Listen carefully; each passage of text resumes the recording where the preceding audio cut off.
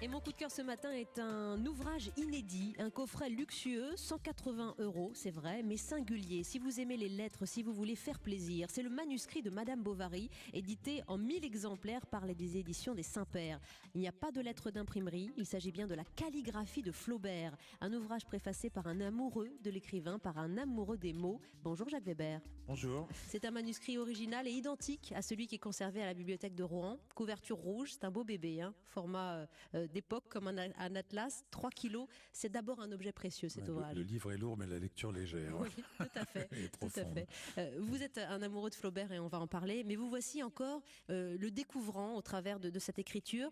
Alors justement, ça c'est tout à fait passionnant. D'abord, dans un premier temps, ça m'a rappelé l'acteur au travail, dans des espèces de grands élans d'une inspiration comme ça, d'un seul coup, très très fluide. Il y a des pages entières sans rature, ce qui est quand même très étonnant de la part de Flaubert, Absolument. Qui se reprenait mais comme un fou.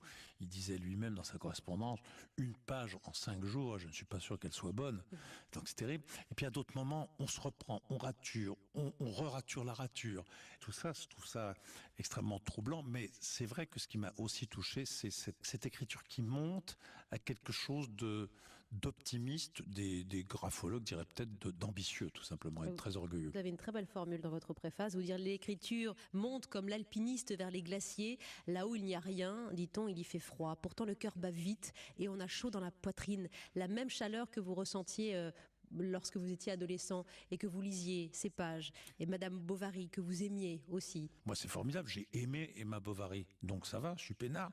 Comme je l'adore, je peux ensuite vraiment en découvrir, la critiquer avec cette chose si acerbe qu'il y a dans ce livre.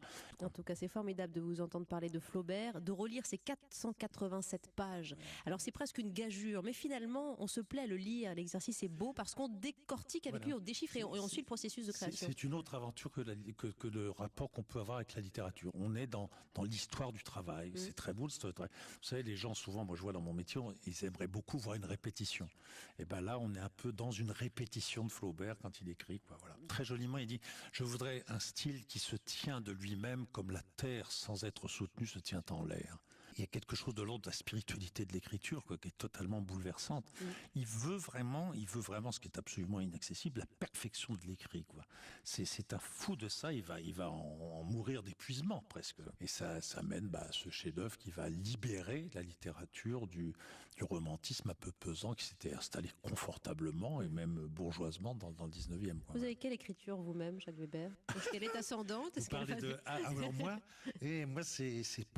ça commence bien, parce que je m'applique. Et puis petit à petit, ça se déforme. Et je dois confesser que ça descend un peu. Voilà. Bon, nous n'avons pas eu la calligraphie de votre préface, qui est en lettres d'imprimerie, mais qui est formidablement écrite et qui fait écho à l'élégance de l'écriture de Flaubert. Ce manuscrit magnifique aux éditions des Saint-Pères, et on salue la beauté du geste des éditions de vous livrer ce manuscrit à 1000 exemplaires pour le plaisir de l'objet et du patrimoine. C'est 189 €, je le précise aux auditeurs, mais vous aurez un ouvrage unique quelque part. Oui, c'est beau. C'est beau, hein. Le livre, faut pas oublier qu'un livre, ça se touche, ça se goûte, ça se sent, ça se reprend. Enfin, c'est un bel objet, oui, très très bel objet. Dans ce processus de création que vous nous disiez, Jacques Weber, vous qui serez sur scène à partir du 19 avril dans une pièce de Beckett, c'est la dernière bande, ce sera au Théâtre de l'Œuvre. Les répétitions commencent. Mise en scène par le maître.